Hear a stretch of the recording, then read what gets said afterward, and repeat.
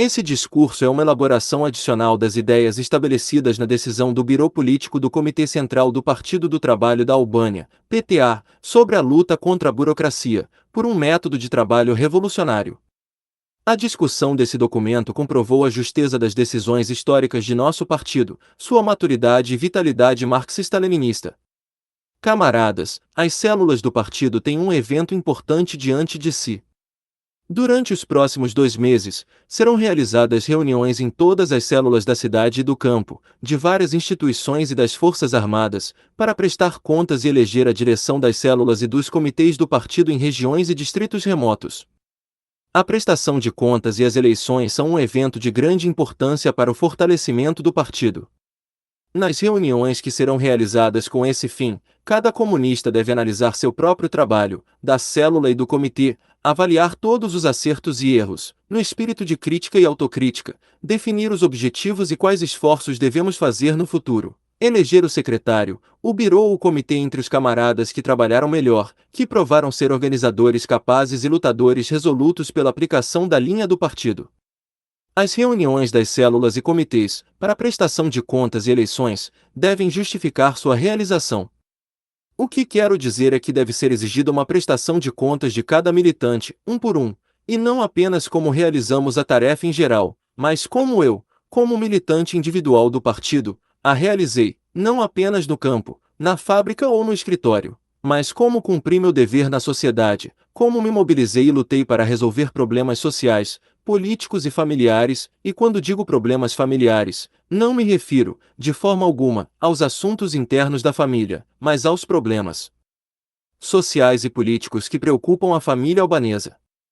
Na célula e no comitê, os militantes revolucionários exigem uma prestação de contas de seus camaradas também revolucionários, uma vez que as questões sobre as quais a prestação de contas é exigida não são assuntos privados e pessoais, mas problemas políticos e organizacionais do partido, problemas do coletivo, das massas. Portanto, nós, como militantes, temos grande responsabilidade com o coletivo do partido e como militantes individuais desse coletivo.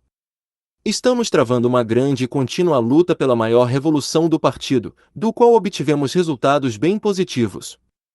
Revolucionar o partido significa revolucionar os militantes. Eles devem ser militantes, duros como aço, claros politicamente, corajosos, gentis, diretos, sinceros e, quando necessário, também severos. Eles devem destruir tudo que é ruim e apoiar, organizar o novo e o progressista, e lutar na linha de frente. Todo o partido e o país devem se levantar para erradicar os costumes retrógrados, para quebrar o pescoço de qualquer um que viole a lei sagrada do partido em defesa dos direitos das mulheres e das meninas. Esses são problemas morais e políticos de grande importância. A exigência de prestação de contas por parte dos militantes é necessária, mas deve ser feita em um espírito revolucionário e não por despeito, por questões insignificantes e não políticas, não na forma de uma inquisição, com calúnias, acusações forjadas ou ataques pessoais vingativos. Todos esses tipos de exigências são estranhos e condenados por nosso partido, pois são todos inspirados por visões pequeno-burguesas. Portanto, acho que devemos nos afastar dessas formas de exigir contas em geral que não produzem resultados, ou de fazer críticas e autocríticas obsoletas que não têm efeito, não educam politicamente os camaradas e não os ajudam a resolver os problemas de forma justa. Para tornar o partido completamente revolucionário, todo comunista deve assumir e arcar com suas responsabilidades, cumprindo suas tarefas à risca e prestando contas à risca. Frequentemente, a prestação de contas não é feita adequadamente e não é exigida de forma correta, porque as tarefas de cada militante, antes de tudo, suas tarefas políticas, não são compreendidas com clareza. Vejamos, por exemplo, os militantes dos comitês do partido ou os militantes das secretarias das células e até mesmo os militantes das células. Costuma-se dizer que nem todos são mobilizados adequadamente nos vários assuntos do partido, e muitas vezes é feita a crítica de que o birô do comitê do partido, seus secretários ou o assistente da célula não organizam bem o trabalho com eles, e assim por diante. Essas críticas são objetivas e justas, na verdade, deveriam ser feitas com mais ênfase, porque o único trabalho mais ou menos organizado e planejado dos comitês do partido e de seus secretários é realizado com os assistentes dos comitês, com o pessoal do birô e, de vez em quando, em reuniões ocasionais, com os secretários das células. Visto e feito dessa forma, esse trabalho parece um oficialismo burocrático. Mas esses camaradas não são os únicos culpados, há outros, também, que são criticados apenas levemente, ou nem são criticados, e quando chega a hora da prestação de contas e das eleições, eles não prestam contas, mas ainda assim são reeleitos. Estou me referindo, em primeiro lugar, aos militantes das plenárias dos comitês do partido e dos biros das células. Eles são eleitos pelo partido para dirigir, organizar, mobilizar e lutar como revolucionários, e não apenas para esperar pelas 2 ou 3 reuniões anuais do comitê do partido e pensar que, com isso, seu trabalho está concluído. Nessas reuniões, seu trabalho está apenas começando.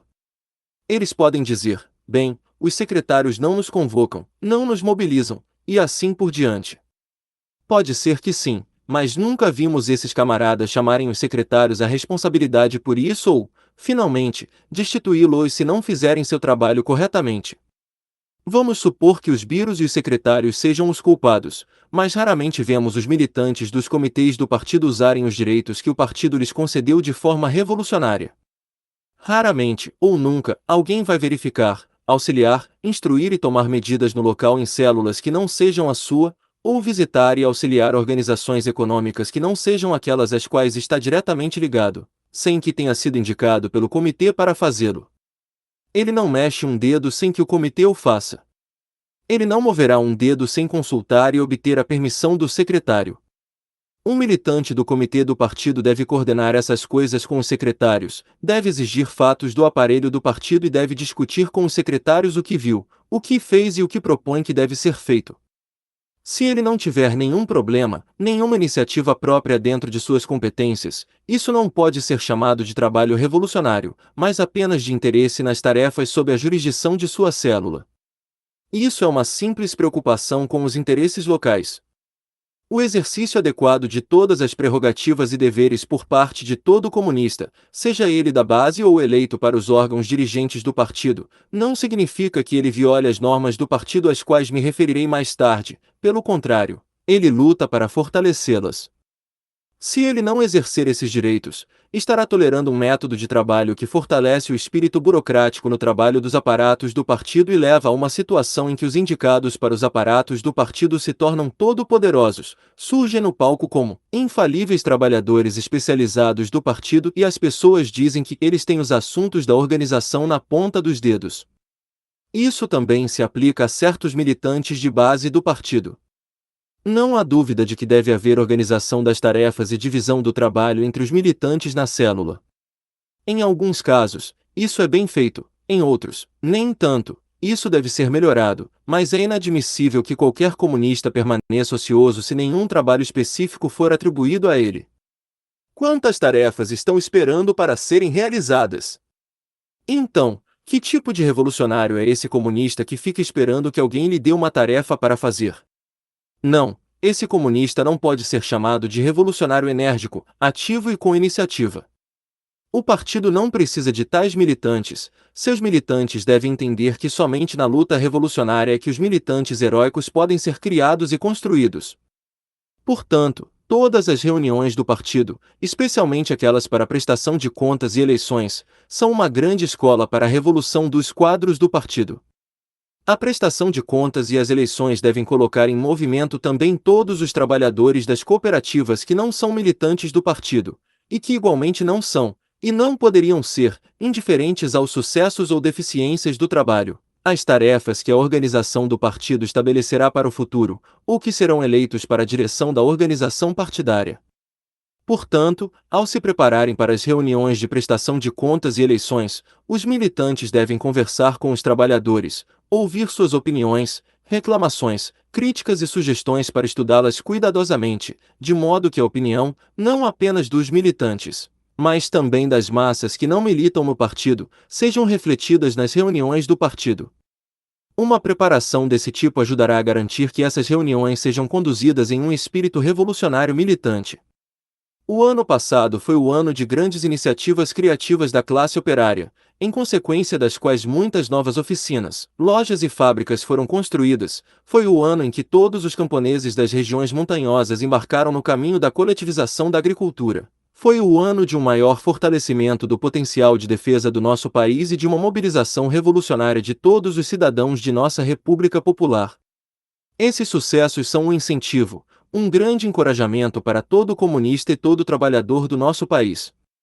Eles fortalecem nossa confiança e convicção de que cumpriremos as tarefas de 1967, dos anos vindouros do quarto plano quinquenal, adotado pelo glorioso quinto congresso do nosso partido, com o mesmo sucesso que cumprimos as tarefas do primeiro ano do plano quinquenal, ou até melhor. Nosso partido nos ensina, aos militantes, que nunca devemos ficar tontos com o sucesso. Não devemos esconder as deficiências de nosso trabalho por trás de nossos sucessos. Sabemos que, apesar dos sucessos alcançados no grande trabalho realizado pelas células para mobilizar as massas, houve ainda defeitos que o partido deve lutar com determinação para eliminar. O Comitê Central do Partido tem enfatizado constantemente que as células do partido devem ter mais iniciativa em seu trabalho. Porém, às vezes, essa questão não é compreendida adequadamente. Assim, existe a ideia de que a análise e a discussão das decisões dos comitês do partido nas células é um fardo para elas que inibe sua iniciativa. A análise e a discussão das decisões enviadas pelos órgãos superiores não devem ser consideradas algo supérfluo e desnecessário. Essa ideia seria errônea, pois isso significaria que não deveríamos informar o partido como um todo, não deveríamos ensiná-lo a trabalhar e a pensar, ou dar-lhe orientações e generalizações da experiência adquirida. Não devemos esquecer nem por um momento que nosso partido se baseia no centralismo democrático. Isso quer dizer que a vida democrática, a atividade democrática de nosso partido, é conduzida sob uma direção centralizada, eleita da maneira mais democrática por todo o partido.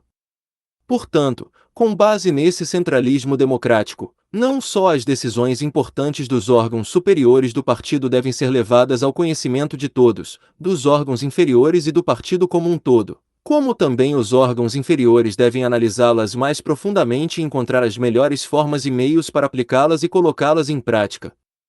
Essas decisões vitais do partido não podem ser tomadas quando prevalece um espírito liberal e pequeno-burguês, quando existe no partido a perigosa atitude de "o que isso me importa?".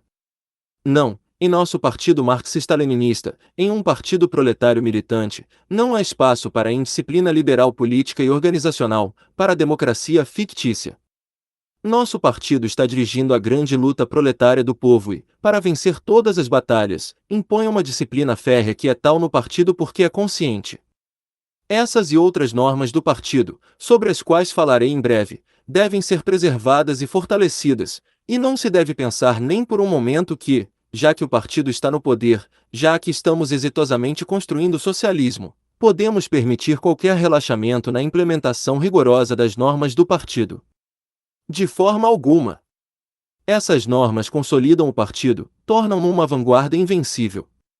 A análise e a discussão de decisões ou sugestões sobre o trabalho, sobre formas de trabalho e tarefas enviadas por órgãos superiores são essenciais. Isso não limita os horizontes, não inibe a iniciativa das células. Porém, a questão é que tipo de assistência diferenciada é dada a elas, para que entendam e executem essas decisões de acordo com a realidade em que a célula específica vive e milita. Aqui temos um grande ponto fraco.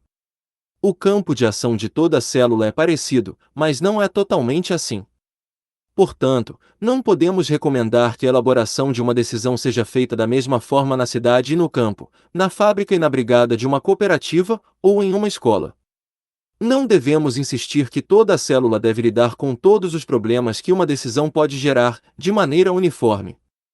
Uma célula deve ser orientada, informada, para que tenha uma boa compreensão geral de toda a decisão e, em seguida, aprofundar-se nas partes que constituem problemas agudos e reais para ela.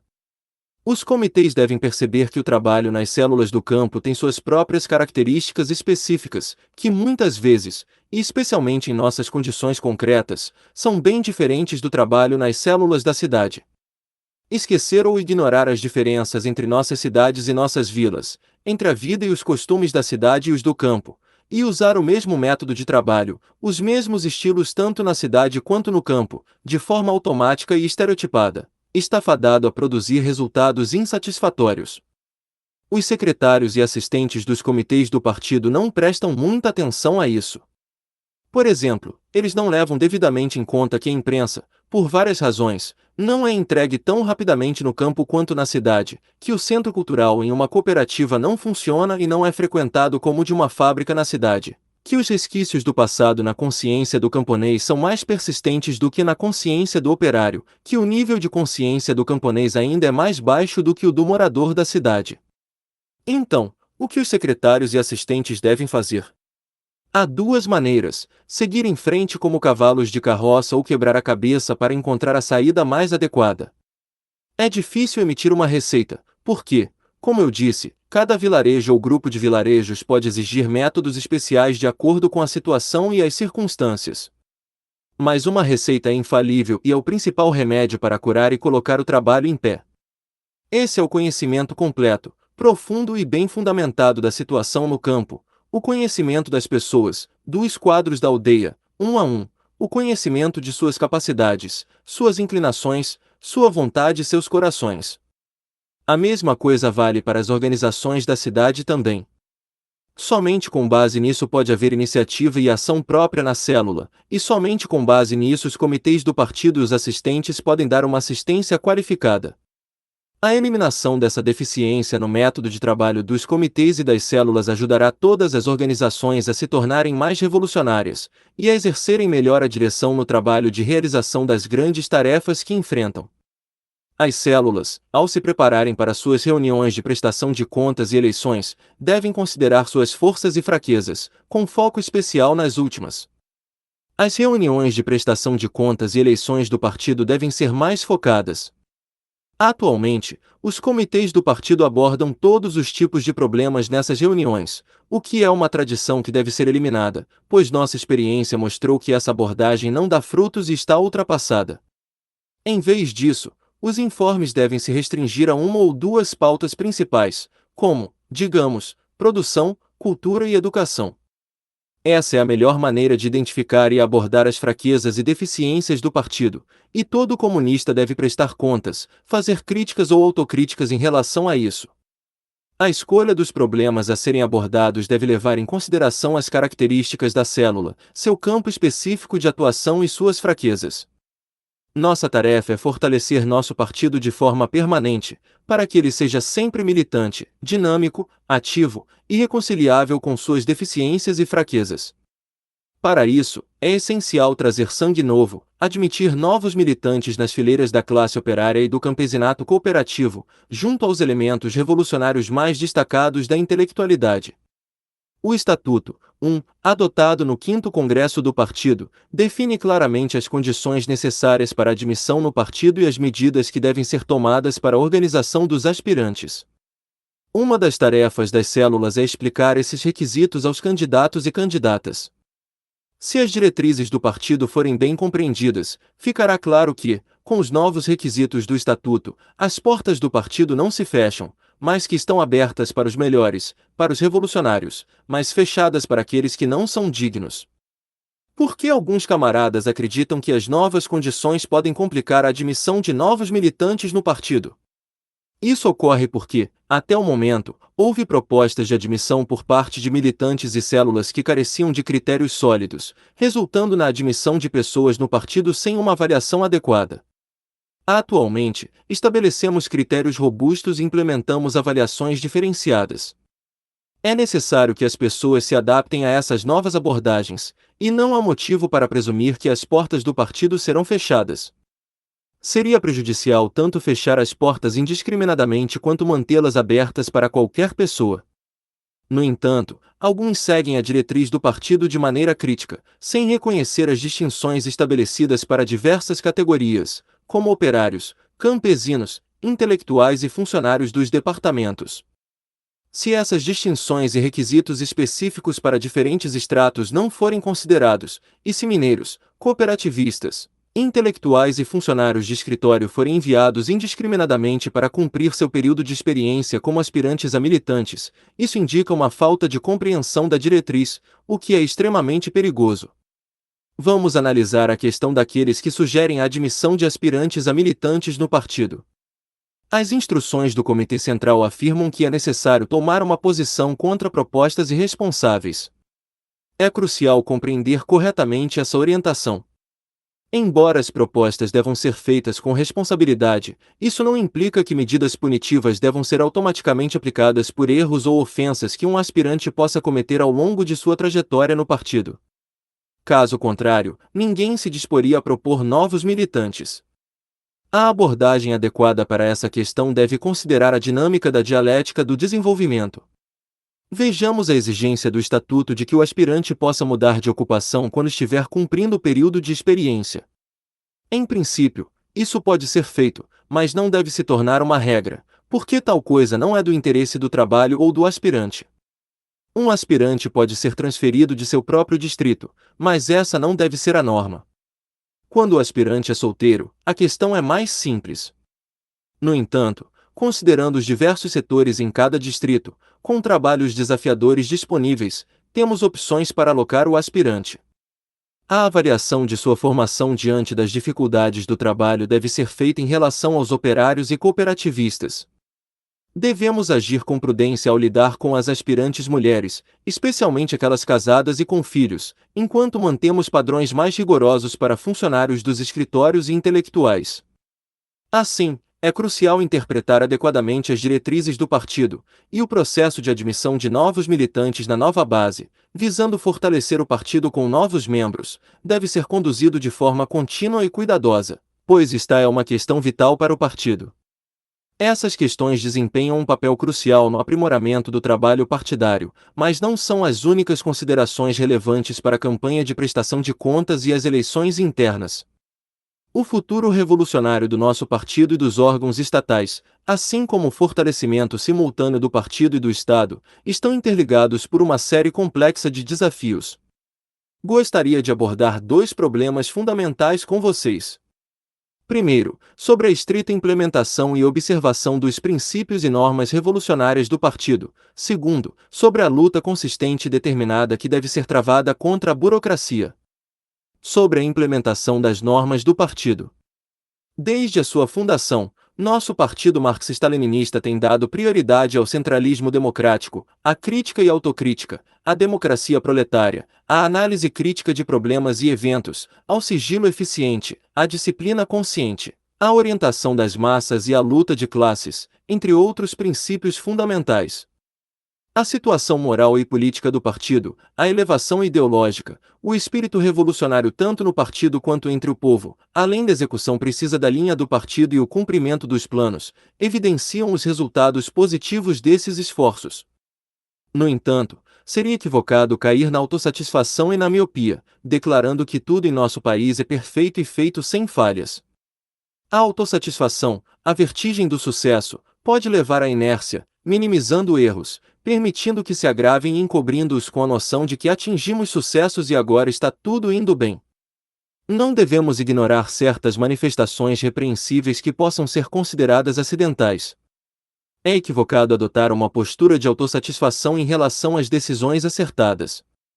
A noção de que aqueles que formulam tais decisões, com base na experiência do partido e do Estado, são infalíveis e acima de qualquer crítica, mantendo uma atitude idealista, mística e não revolucionária, não está alinhada com os princípios marxista-leninistas e a dialética. Deve-se sempre partir do princípio de confie e vigie, amando e respeitando todos os que trabalham com dedicação na linha do partido com justeza e perseverança. No entanto, é crucial não hesitar em criticar e corrigir qualquer pessoa, independentemente de quem seja sua posição, que cometa erros. Devemos estar dispostos a denunciar e desferir golpes severos e impiedosos em qualquer um que adote o caminho do inimigo, contrário aos interesses do partido, do povo e do socialismo. Nossa principal prioridade deve ser persistir na revolução interna do partido com grande tenacidade. A transformação do partido só é possível por meio de um entendimento profundo, uma compreensão filosófica aprofundada e aplicação rigorosa dos princípios marxista-leninistas que guiam o partido, assim como das normas leninistas que regem a vida dos militantes. É crucial não abordar esse desafio de maneira formal ou mecânica, com o objetivo de evitar a aplicação simplista e sem vida desses princípios. Uma das tarefas fundamentais consiste em aprender e aplicar esses princípios e normas de maneira apropriada, enquanto simultaneamente identificamos as razões profundas pelas quais, em geral ou em casos específicos, essas normas não são compreendidas ou aplicadas corretamente em determinadas células ou por certos militantes. Os membros do partido devem realizar regularmente uma análise crítica de seu trabalho, prescrevendo as medidas necessárias tanto como um todo quanto para cada militante. O remédio para aqueles que não compreendem ou aplicam adequadamente as normas, ou as violam, reside no estudo contínuo da teoria marxista-leninista e no engajamento na luta revolucionária, integrando-se à educação geral do partido nessas áreas. Vamos dar uma olhada em algumas lições que a experiência do partido nos ensina. Apesar dos avanços notáveis, observamos que nas células e comitês de nosso partido a vida não é tão dinâmica quanto deveria ser. Os debates e discussões não atingem o nível desejado, faltando uma troca efetiva de opiniões e pontos de vista divergentes que poderiam enriquecer o aprendizado dos camaradas, criando sínteses, resultando em conclusões e medidas apropriadas. Essa dinâmica é fundamental para o desenvolvimento pessoal de cada militante, promovendo vigilância e facilitando a execução eficaz das diretrizes, da linha e das tarefas partidárias. Devemos dedicar atenção especial a esse problema para descobrir as verdadeiras razões que impedem que as células estejam em seu auge revolucionário? Com certeza. Sem dúvida.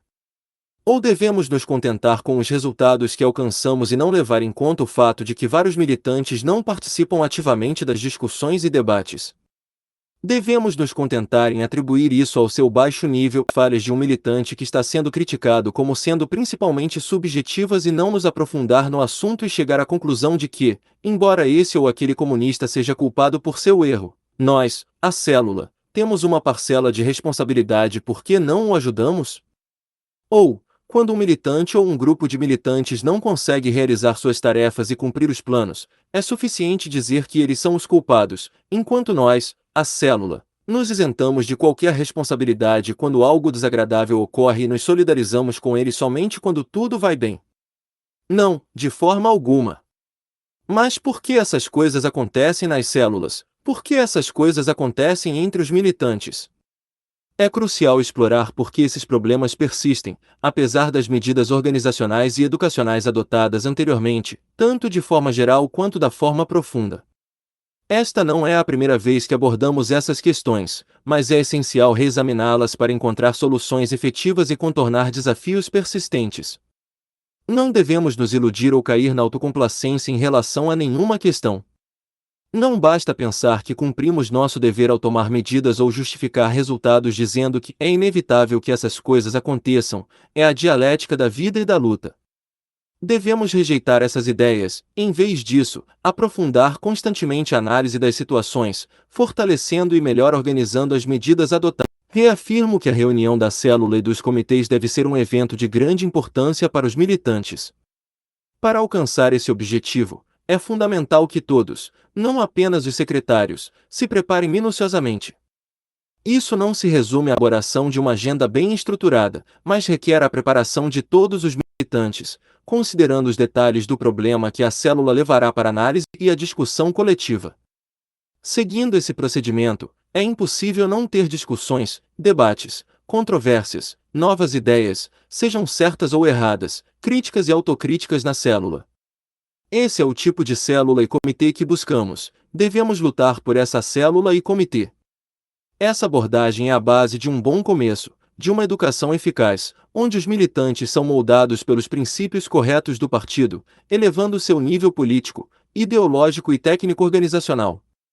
Os debates revolucionários na organização são cruciais para a organização do trabalho, a execução prática das tarefas e os esforços individuais e coletivos para elevar o nível técnico dos militantes e das massas sem partido. Se não insistirmos na convocação de todos para prestar contas e na exigência persistente de disciplina na célula, onde mais essa prática será implementada? Se a crítica e a autocrítica não ocorrerem de acordo com as normas do partido na célula, onde mais podemos esperar que isso aconteça de maneira efetiva? Se o comunista se sentir inibido de expressar suas opiniões na célula, como poderá fazê-lo adequadamente nas reuniões com as massas? Se o comunista não for educado para compreender e aplicar a ditadura do proletariado e suas normas na vida, consciência e trabalho, surge a questão: como ele transmitirá às massas a compreensão da ditadura e suas normas políticas, ideológicas, organizacionais e repressivas? Ensinamos as amplas massas a expressarem livremente suas opiniões, a criticarem falhas e pessoas responsáveis, visando sua educação e correção. No entanto, essa prática não pode ser efetivamente realizada pelas massas quando o partido como um todo, e o militante individualmente, não a compreendem nem a executam adequadamente. A questão não é que nosso partido e nossos militantes não estejam familiarizados com essas normas ou não as apliquem na prática. O desafio reside em certo formalismo e automatismo, bem como em uma falta de compreensão profunda e na incapacidade de reconhecer os benefícios decorrentes da compreensão completa e da implementação adequada dessas normas, bem como os perigos que podem surgir caso contrário. Considero que as normas fundamentais que regem a vida e a luta do partido, e consequentemente da célula e de cada militante, devem ser amplamente conhecidas, compreendidas em seus aspectos ideológicos e políticos. Não temos enfatizado isso tanto quanto deveríamos, nem da maneira necessária. Tomemos como exemplo o Estatuto do Partido.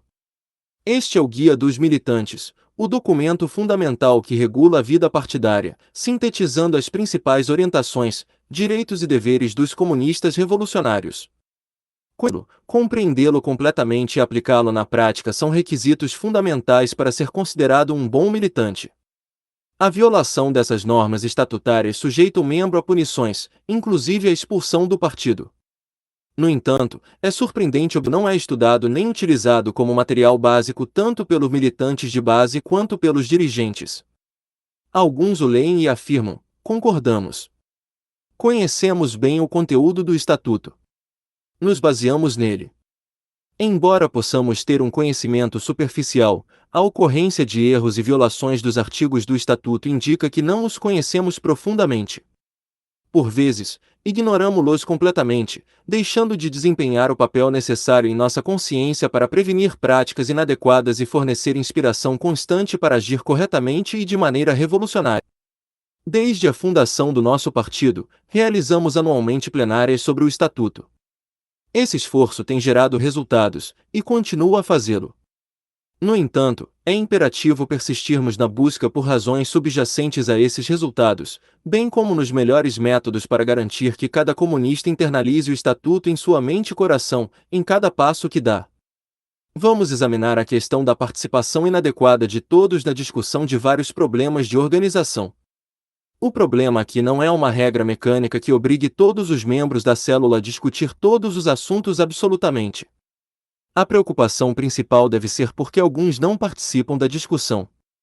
A ausência de discussão ou a monotonia na discussão geralmente ocorrem quando o problema não é compreendido adequadamente, não é estudado e apresentado com argumentos sólidos. A falta de debate também pode ser atribuída à comunicação direta e tardia do problema, surpreendendo a organização e limitando a oportunidade de uma discussão profunda. Dessa maneira, o problema é apresentado apenas para ser resolvido, tornando-se uma tarefa enfadonha, enquanto as ideias do proponente são impostas de forma indireta.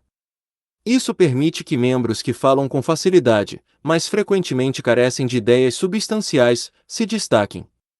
É evidente como essas práticas têm consequências negativas para o trabalho, educação e relações entre a direção e a base. A preparação adequada do problema a ser discutido é essencial para energizar a organização. Aquele que domina o problema pode contribuir significativamente para a discussão, oferecendo propostas, críticas e previsões. Se todos abordarem os assuntos dessa maneira, boas e más opiniões se confrontarão, as melhores serão escolhidas, e estratégias para superar dificuldades serão planejadas. Durante esse processo, o verdadeiro valor de cada militante será reconhecido, refletindo o que entendemos como luta revolucionária na organização. Quando alguém aspira ao partido e é admitido, assume direitos e deveres que é absolutamente essencial conhecer e cumprir com coragem. Não é coerente chamar a si mesmo de militante do nosso partido e, ao mesmo tempo, agir como um covarde. Um membro do partido pode ter conhecimento limitado em algumas áreas, e o partido sempre se encarregará de educá-lo de diversas maneiras. No entanto, o que ele sabe, o que aprendeu, deve ser expresso de acordo com seu entendimento, apresentado em discussões, e como comunista, deve estar aberto ao julgamento crítico revolucionário dos camaradas. Isso implica aceitar calmamente a crítica bolchevique e rejeitar corajosamente a crítica não bolchevique, reconhecendo honestamente os erros e avançando. Alguns afirmam que isso está certo, mas, infelizmente, há alguns que não se atrevem, entre outros comentários. No entanto, se essas pessoas culpam o partido, suas normas ou o estímulo constante para agirem como revolucionários por suas próprias limitações, a culpa recai sobre as mesmas, não no partido ou em suas regras. Se permitirem que alguém, a quem conferiram funções, enfraqueça a força coletiva do partido, demonstram uma falta de compreensão das normas partidárias. Existem também aqueles familiarizados apenas com o aspecto formal das normas partidárias, mas que internalizam normas pequeno-burguesas. Nesses casos, o coletivo do partido deve identificar e combater essas normas estranhas, além de educar os envolvidos. Devemos analisar esse grande problema de todos os ângulos, pois há assistentes, responsáveis de departamentos e secretários que cometem erros, mas também há aqueles que não são assistentes nem responsáveis, mas que são intolerantes a críticas, disciplina ou prestação de contas, e consideram qualquer exigência ou regra que lhe seja imposta como um ataque pessoal. Conhecemos pessoas que falam de forma tão superficial que caluniam o assistente, assim como conhecemos assistentes arrogantes, mas quando a questão é levada à organização, ela é julgada de forma justa pelo coletivo, e é somente aí que a verdade vem à tona. O único julgamento correto e completo vem da análise crítica feita pelo coletivo, que verifica e deve verificar cada caso. Isso é o que significa controle pelas massas e a política de massas. Todos, sem exceção, devem se submeter ao julgamento das massas sobre seu trabalho e conduta na sociedade. Os militantes devem se submeter a um controle duplo, o do partido e o das massas. Ninguém pode dizer que esse é um assunto pessoal, privado, quando ele está ligado à sociedade, às normas socialistas e às normas do partido. Nem se intrometer nos assuntos pessoais do outro, mas quando esse outro maltrata sua esposa, por exemplo, ou leva uma vida de luxo além de seus meios e renda, e assim por diante, então o coletivo tem todo o direito de criticá-lo e, se for constatado que as normas e leis estão sendo violadas, então outras medidas serão tomadas. Essa ação fortalece e não enfraquece nossa sociedade. Pelo contrário, ela enfraquece as visões pequeno-burguesas sobre a vida, sobre as normas da vida antiga que faziam do ser humano um escravo, sem personalidade, liberdade e iniciativa. As eleições e a prestação de contas no partido desempenham um papel crucial no aprimoramento e na revolução tanto do partido quanto dos quadros. Qualquer formalismo presente nessas reuniões vitais e qualquer hesitação na aplicação das normas que regem a vida partidária deve ser eliminado sem demora. Durante esses encontros, a direção tem a obrigação de prestar contas, apresentando evidências concretas do cumprimento ou não de suas tarefas, evitando resumos gerais e críticas superficiais. Da mesma forma, cada militante deve seguir o mesmo padrão. A eleição da direção deve ser conduzida com critérios sólidos, aderindo estritamente às regras estabelecidas, sem que ninguém imponha a líderes a célula do partido. Os próprios membros da democrática caso não atendam às expectativas. Ao indicar aspirantes, observa-se um afastamento das normas revolucionárias que costumávamos aplicar. Atualmente, sob o pretexto de que os quadros são bem conhecidos, suas biografias não são solicitadas ou são solicitadas apenas formalmente. Esse padrão deve ser corrigido. O aspirante deve se apresentar aos camaradas da organização e apresentar sua biografia, evitando destacar apenas os méritos conhecidos pelas massas.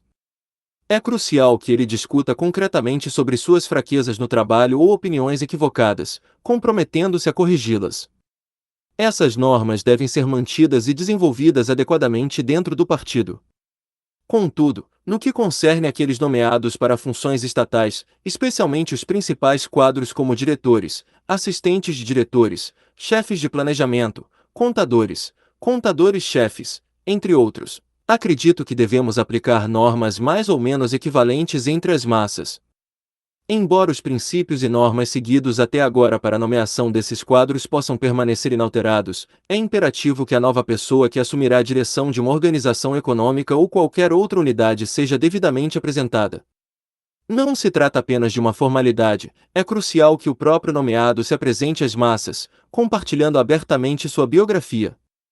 Dessa forma, as massas podem avaliá-lo e comunicar-lhe: escuta aqui, irmão, desempenhe bem suas responsabilidades, adote um comportamento exemplar, aplique as regras e leis corretamente. Exigiremos prestação de contas rigorosa, assim como esperamos que faça o mesmo conosco. Ouça-nos, porque nós o ajudaremos se você fizer bem o seu trabalho. No entanto, lembre-se de que, se cometer erros, puxaremos suas orelhas, e se continuar errando, o jogaremos ao mar. Ninguém pode protegê-lo, pois o partido e o poder pertencem a nós, o proletariado está no comando, e quebraremos seu pescoço se agir de maneira prejudicial. Por outro lado, receberá nosso amor e respeito imenso se desempenhar bem suas funções. A aplicação decidida dessas normas demonstrará o sucesso do trabalho e a rápida correção daqueles que erram compulsivamente. Por que é crucial conhecer e aplicar corretamente as normas do partido? E por que insistimos tanto em fazer delas a base de nossa vida? Nosso Partido do Trabalho da Albânia, PTA, como todo partido marxista-leninista genuíno, é um destacamento organizado da classe operária.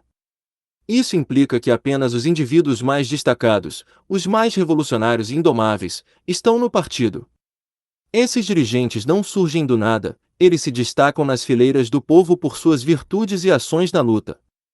Os membros admitidos no partido provêm de diversas classes sociais, como a classe operária, os camponeses cooperativistas, funcionários de escritório, intelectuais e outros estratos. Entretanto, nosso partido não é uma arena de classes onde cada classe tem seus representantes proporcionalmente ao seu número, defendendo interesses separados.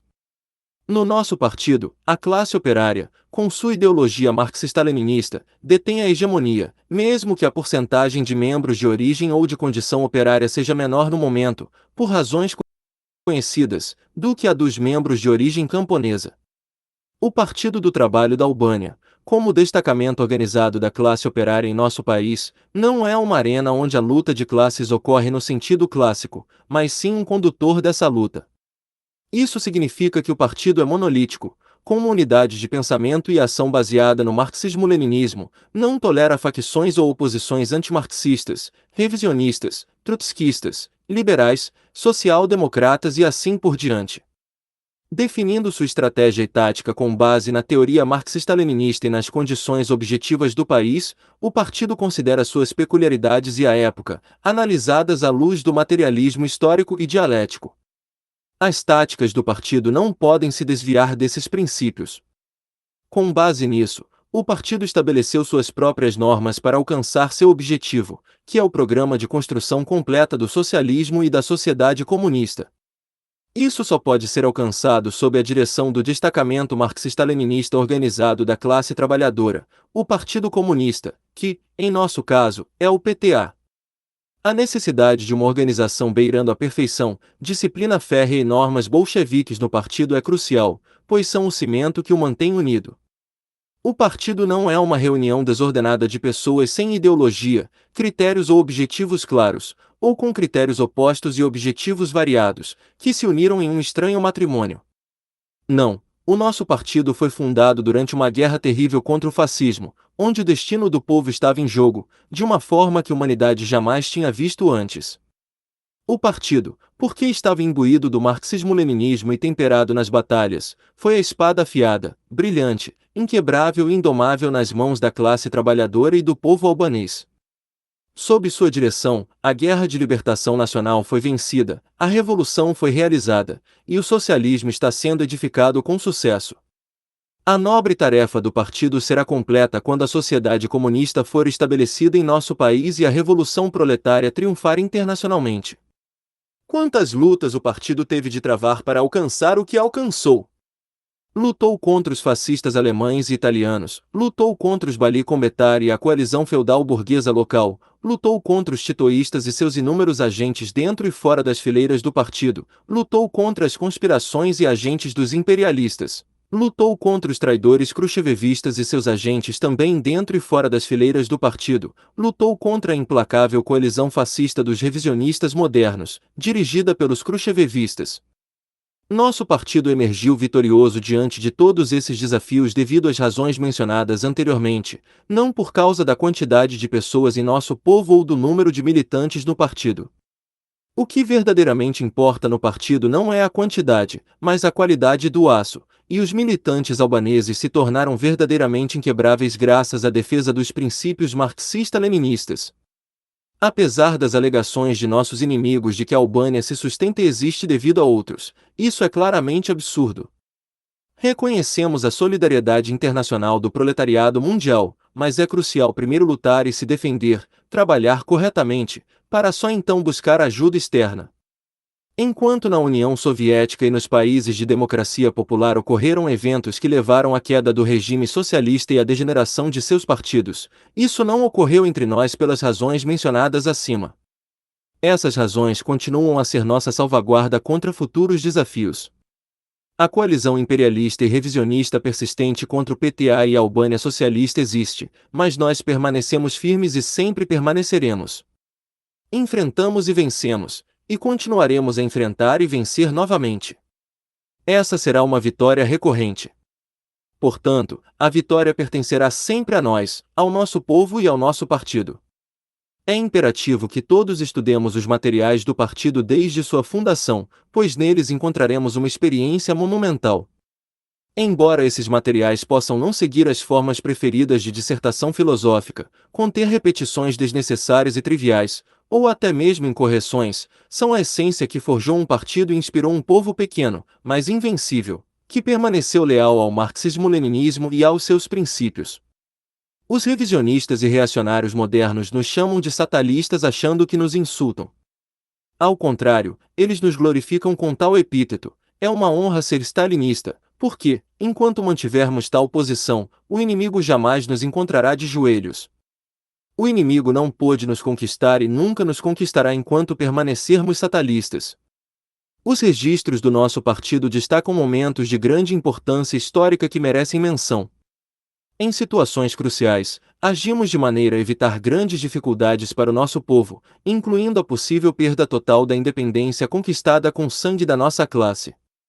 Nosso partido tomou uma posição firme contra a coalizão do poder com a burguesia, mesmo os liberais. Essa decisão não se baseou apenas na experiência da União Soviética, mas também no conhecimento do passado por parte do partido e do povo. A experiência durante e após a guerra confirmou a natureza dos Bali Kombetár, dos democratas independentes e outros, como Risa Dani, Sheket Beja e sua quadrilha. Em momentos oportunos, o partido estendeu a mão a alguns desses elementos, apoiando até mesmo aqueles que se tornaram deputados. Essas ações foram táticas justas e necessárias, mas o partido não transformou isso em uma estratégia, nem adotou como linha política e ideológica. Apesar das acusações de sectarismo e terrorismo por parte dos inimigos, nosso partido não errou. Agimos rapidamente contra aqueles que viraram suas armas contra nós, não agimos como terroristas, mas como revolucionários. A revolução proletária dirigida pelo Partido Marxista-Leninista não tolera a presença de inimigos em suas fileiras. O sucesso contra os inimigos foi possível porque o partido era uma lâmina afiada na mão do povo. Nosso partido sempre manteve suas fileiras claras, como é imperativo em um partido proletário que enfrenta inúmeros perigos em direção ao seu objetivo final. Mantivemos a clareza nesse aspecto vital, conscientes de que para derrotar nosso povo, os inimigos primeiro precisavam derrotar o partido. Por isso, enfrentamos uma luta contínua e coordenada dentro e fora de nossas fileiras. Nosso partido esmagou todos os seus inimigos internos, desde Anastas Lulo, II, até Liri Belichova. Essa foi uma luta sistemática e revolucionária. O partido nunca permitiu que o trabalho dos inimigos se estabelecesse firmemente no partido, em nenhum momento deixou de usar os métodos de convencimento paciente e persuasão para com todos aqueles que o traíram e seguiram o caminho antipartidário e antipovo. Mas quando o copo estava cheio e os fatos eram óbvios, ele os expulsou de suas fileiras sem hesitação e os que haviam conspirado foram entregues ao tribunal, que condenou alguns deles à morte. Nossos inimigos derramaram lágrimas por eles, enquanto o povo se alegrou por ter se livrado desses traidores. Um partido marxista-leninista de respeito não pode tolerar a existência de duas linhas internas ou facções. A presença de facções ameaça a unidade marxista-leninista de pensamento e ação. O partido não pode e não deve tolerar sua existência, nem mesmo por um curto período. Elas visam transformar o partido em algo semelhante a um partido social-democrata e o país socialista em um país capitalista. Esses eventos históricos são cruciais para o partido, e todos devem estudar os materiais e decisões relacionados a eles. São lições vitais e um guia para nossas ações em todas as circunstâncias. A luta do nosso partido é uma escola revolucionária que ensina a manter suas fileiras sempre cristalinas. Embora o partido não seja uma arena de luta de classes, seus militantes, mesmo na vanguarda, podem trazer consigo resquícios não proletários que precisam ser depurados e combatidos. Essa forma de luta de classes interna é a que constantemente insistimos em travar contra esses vestígios dentro do partido. Nessa grande luta, alguns militantes se cansam, outros sucumbem.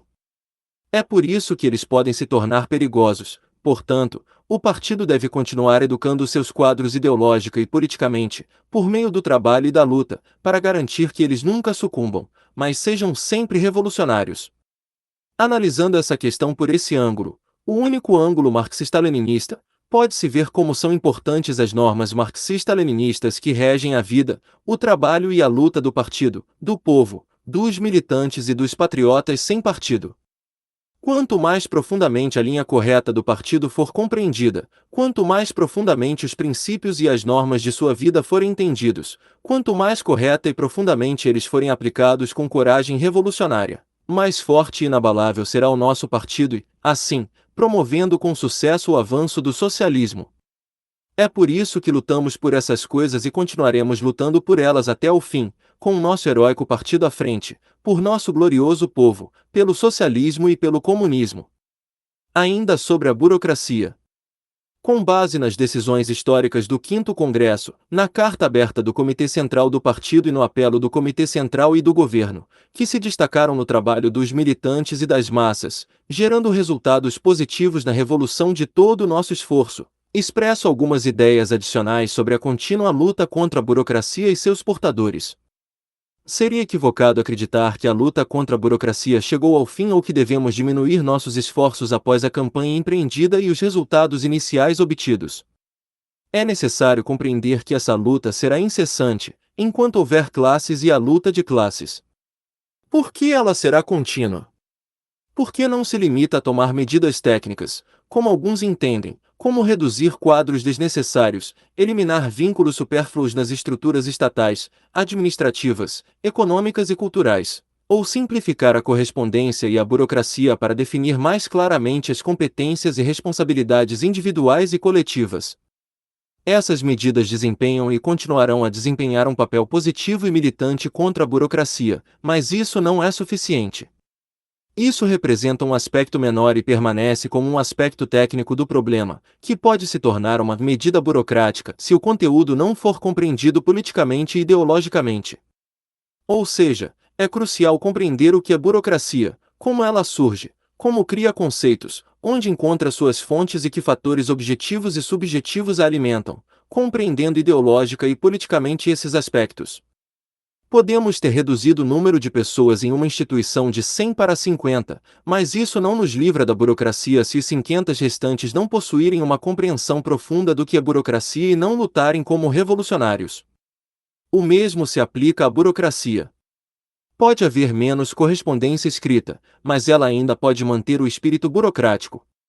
Devemos dar a devida importância às formas, pois desempenham seu papel, ajudando quando são eficazes e causando danos quando são inadequadas. No entanto, nunca devemos esquecer que o que realmente importa é a essência da questão e seu significado político e ideológico. A burocracia, ao desenvolver formas concretas e assumir aspectos negativos, é alimentada por conceitos idealistas que se manifestam de maneiras diversas para favorecer o feudalismo, a burguesia e os capitalistas, visando dominar, oprimir e explorar as massas ao máximo.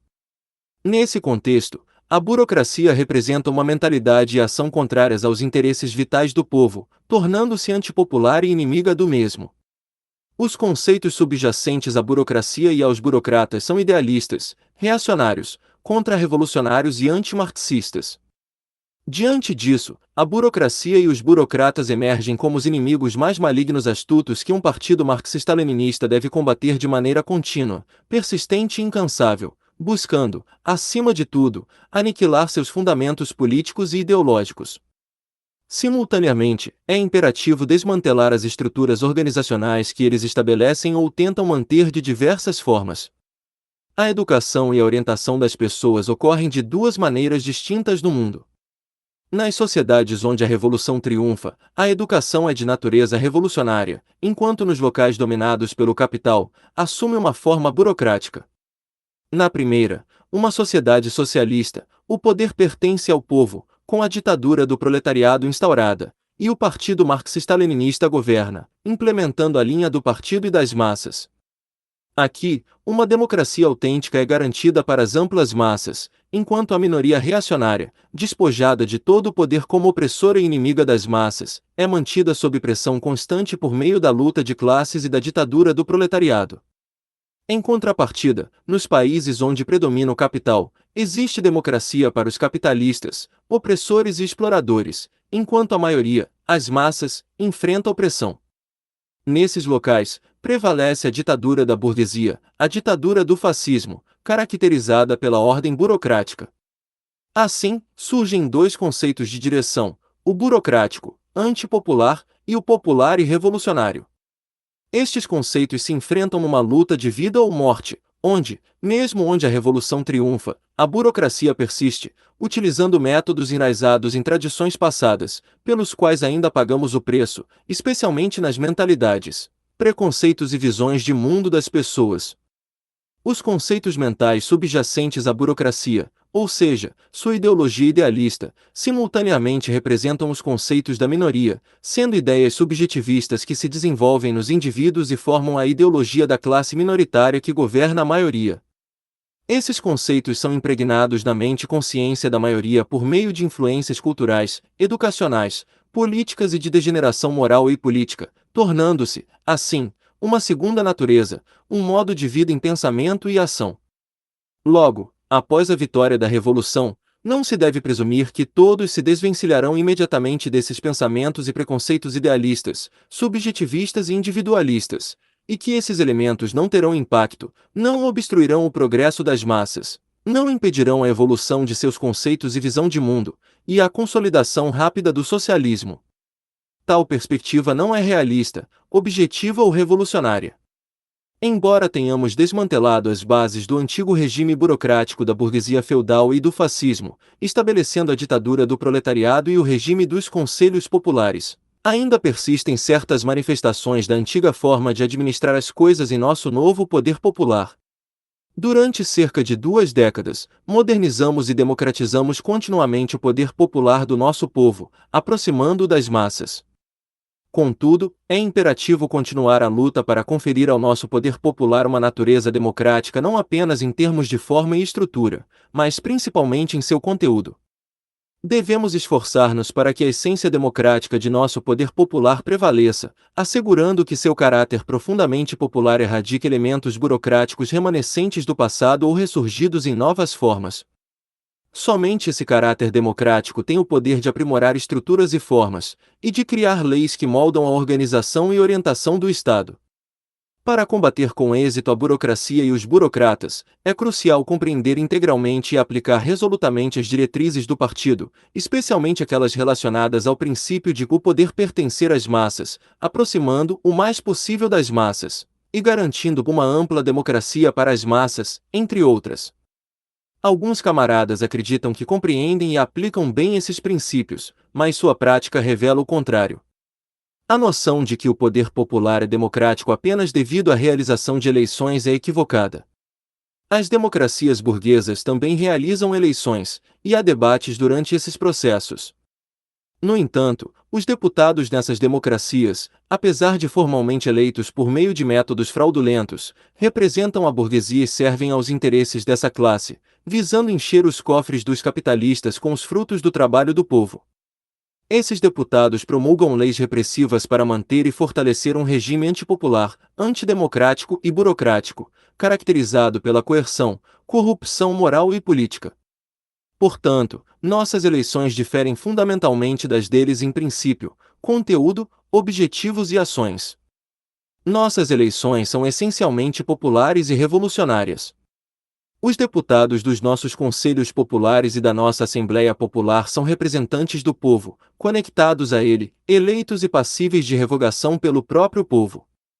Eles promulgam leis revolucionárias no interesse do povo, e junto com o povo, aplicam essas leis, ordenanças e normas revolucionárias socialistas. A vontade das amplas massas do povo é soberana, podendo anular, corrigir ou emendar essas leis e decretos se considerarem inadequados, desatualizados ou incorretos. O papel e os deveres dos nossos deputados na democracia popular vão além de meras visitas formais, e não se limitam a aplicar burocraticamente os decretos e decisões em seus locais de trabalho uma ou duas vezes por ano.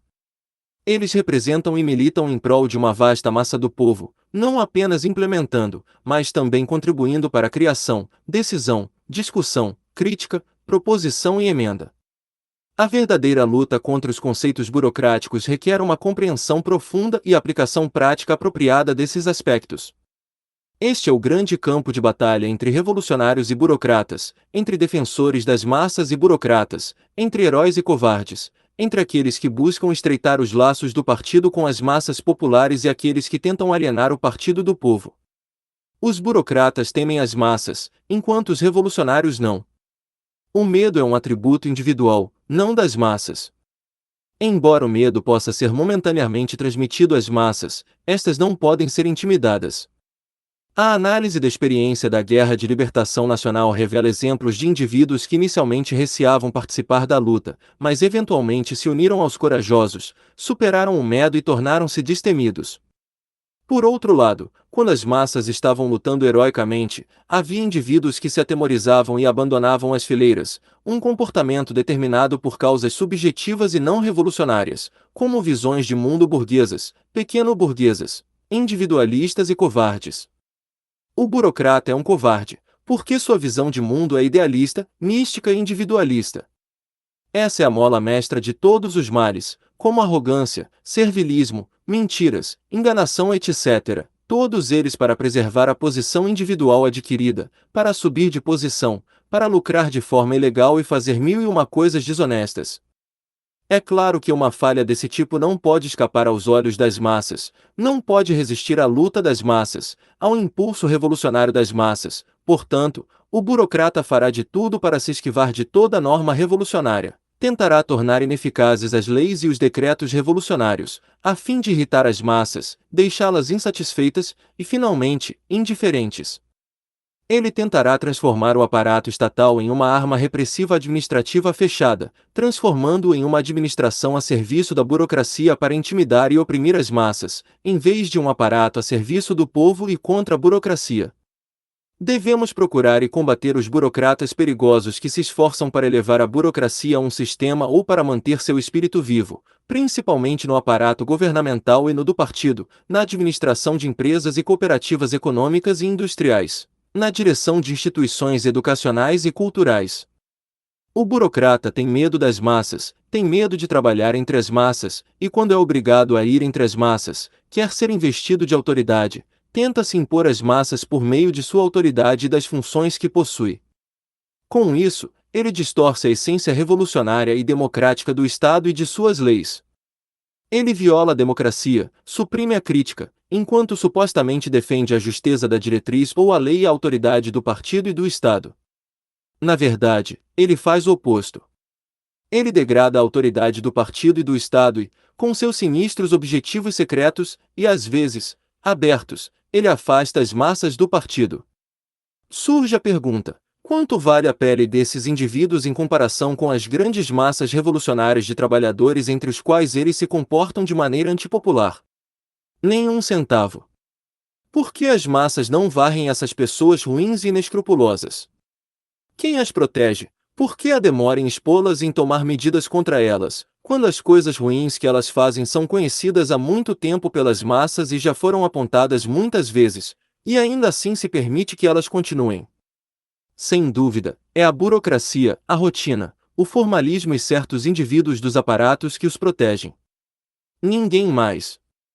Esses funcionários burocráticos, que imaginam ser os verdadeiros defensores dos princípios e das leis, têm medo da voz das massas, de suas críticas. Nas reuniões que são realizadas às vezes, a situação criada não é muito revolucionária. Não se ouve o repicar de sinos, mas apenas um único sino, e quando se ouve algo que não está em harmonia com o que foi decidido, soa um alarme e são feitos esforços para colocar tudo dentro da norma estabelecida, que não é a verdadeira norma. Onde estão, então, os debates inflamados, a discussão de opiniões contrárias, a construção de sínteses que exigimos? Onde estão as críticas construtivas para que possamos corrigir ideias imaturas e erradas? Nada disso pode existir em tais reuniões. De fato, a voz das massas não é ouvida ali, gostem ou não, as massas não têm permissão para pensar, criticar, decidir ou propor. Assim, uma restrição, um regime de contingenciamento, formalismo e burocracia é estabelecido sob a bandeira das palavras de ordem do partido, sob a bandeira da aplicação das normas revolucionárias do partido e do poder popular.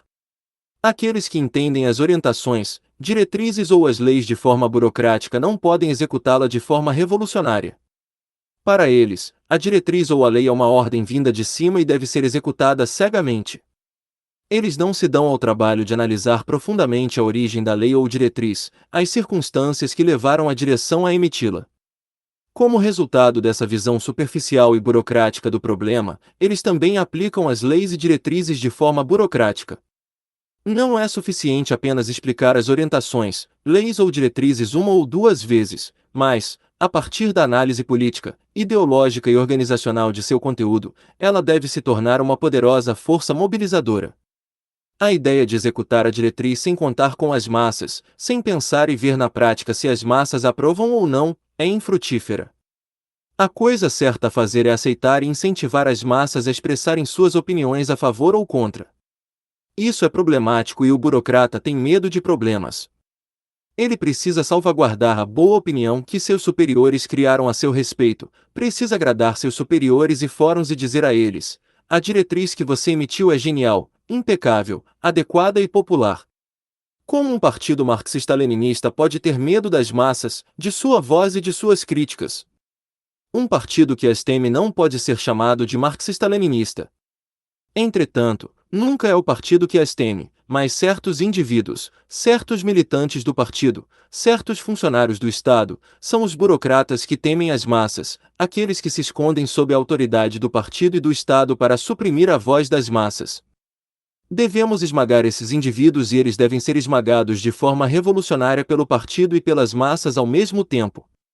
Camaradas, trabalhadores, vamos permitir que essas pessoas, disfarçadas com o nome do partido ou de suas funções estatais, pisoteiem as leis de nossa revolução proletária, distorçam as normas revolucionárias vivificantes do partido, manchem a ditadura do proletariado com palavras bombásticas que escondem atos malignos?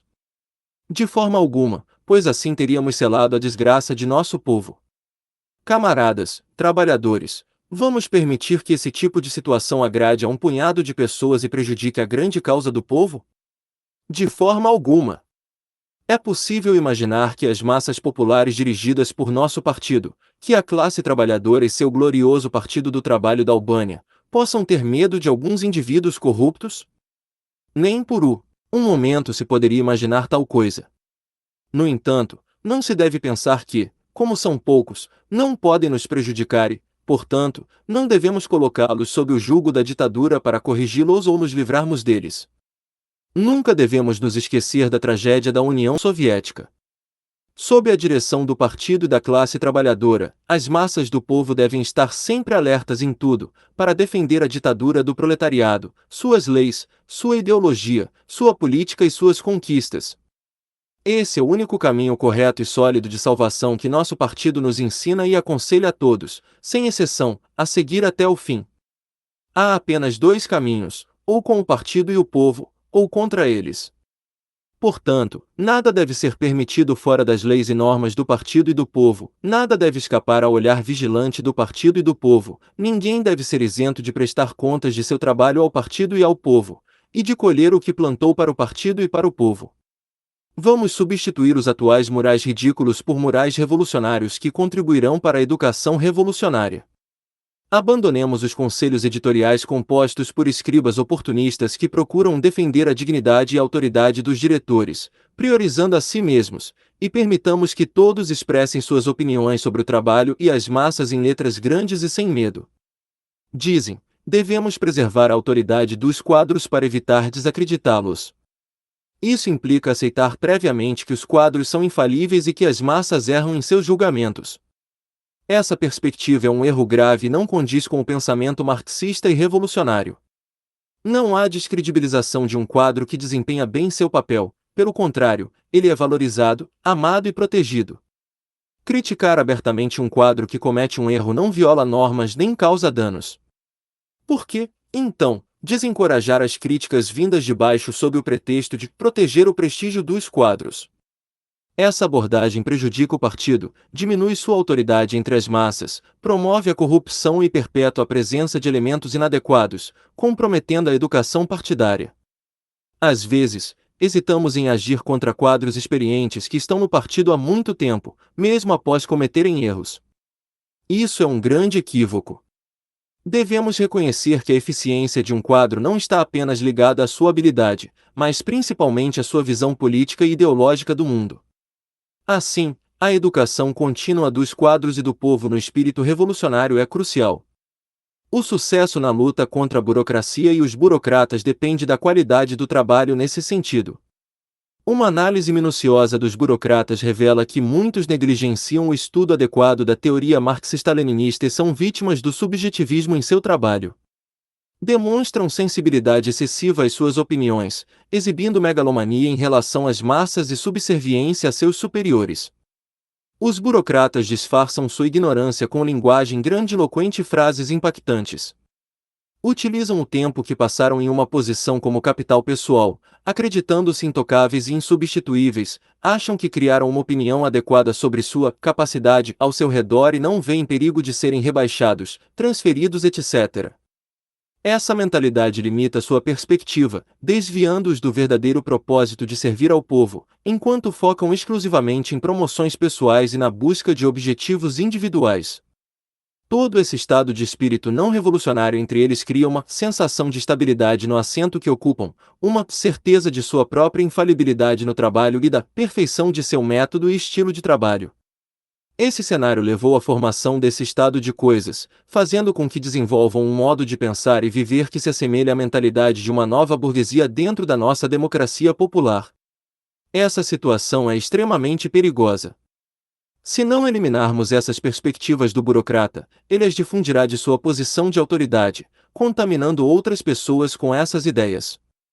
Portanto, para além da educação ideológica e política dos quadros e das massas em geral, e das diversas formas de combate às manifestações da burocracia, considero crucial dedicarmos-nos a um estudo mais aprofundado e à implementação de uma circulação mais eficiente de quadros. Temos membros que permanecem estagnados no mesmo cargo há mais de 10 ou 15 anos, e muitos deles adquiriram algumas das características anteriormente mencionadas de maneira indiscriminada. Substituí-los por indivíduos da base será vantajoso tanto para o partido quanto para o Estado, beneficiando também a base e as pessoas que transitam entre os níveis mais elevados e inferiores. Naturalmente, essas pessoas não ficarão muito entusiasmadas em ir, mas podemos ter certeza de que estamos fazendo a coisa certa, porque dessa forma combateremos as visões contra-revolucionárias que se manifestaram nessas pessoas e contribuiremos para a cura desses problemas. Um operário ou cooperativista enfrenta a mudança de emprego com menos preocupações. Eles não temem o trabalho ou a vida em geral, estando habituados às dificuldades e ganhando seu sustento em qualquer lugar com esforço. Por outro lado, intelectuais e funcionários de escritório podem encontrar dificuldades em mudar de emprego devido a várias razões. Primeiramente, porque cultivaram uma visão de superioridade relacionada à intelectualidade e ao oficialismo. Além disso, há considerações salariais e financeiras que complicam essa transição. Estes dois pontos de vista, que não são presentes entre operários e camponeses, devem ser combatidos entre os intelectuais e funcionários. O conhecimento, a ciência e a sabedoria não são privilégios de uma elite com cérebros especiais ou virtudes extraordinárias capazes de ditar ordens e ensinamentos aos outros. É nas grandes massas populares que reside a capacidade de criar, construir e transformar o mundo e a sociedade. Ao realizar essas ações, elas dedicam todos os méritos, sem diminuir a importância de cada contribuição individual, ao serviço da sociedade como um todo. Portanto, o mérito verdadeiro pertence às massas que trabalham, pensam, criam, aplicam, refletem e continuam a criar. Devemos combater a mentalidade daqueles com algum grau de conhecimento que utilizam para subjugar as massas. Esse pensamento é tão burguês e reacionário quanto a mentalidade do oficialismo, escondendo mais intenções, visões de mundo e práticas burocráticas antimarxistas e contra-revolucionárias. Enquanto o operário e o camponês reconhecem que sua renda está diretamente relacionada ao seu esforço e suor, o funcionário vincula seu salário tanto ao trabalho quanto ao cargo que ocupa. Sua decisão de descer à base, voluntariamente ou não, muitas vezes depende de ser rebaixado, redução salarial e da preservação de sua posição. É evidente que não seria apropriado atribuir salários pessoais a indivíduos que mudam de posições mais elevadas para níveis mais baixos devido a razões de trabalho. No entanto, em prol do interesse coletivo, devemos agir com mais ousadia para reduzir as disparidades salariais entre trabalhadores e funcionários, assim como entre diversas categorias de funcionários. Esse é um caminho correto do ponto de vista marxista-leninista. Além disso, é fundamental que essa medida seja acompanhada pela promoção da abundância econômica. O partido enfrenta, portanto, significativas tarefas para avançar ainda mais na revolução de seu trabalho. Os notáveis sucessos alcançados não devem obscurecer nossos olhos para as deficiências e fraquezas que persistem e que não podem ser negligenciadas. Seria prejudicial se não pudéssemos ir além, aplicando destemidamente a linha de massas, a verdadeira democracia das massas, aprofundando e aplicando adequadamente as normas do partido, como o centralismo democrático, a luta contra o burocratismo, a crítica e a autocrítica bolchevique, e a disciplina e moralidade proletárias, de maneira revolucionária até o fim. O fortalecimento do partido seguirá esse curso correto, assegurando que nosso partido, o socialismo e nosso povo não enfrentem dores de cabeça, dores no coração ou dores no corpo.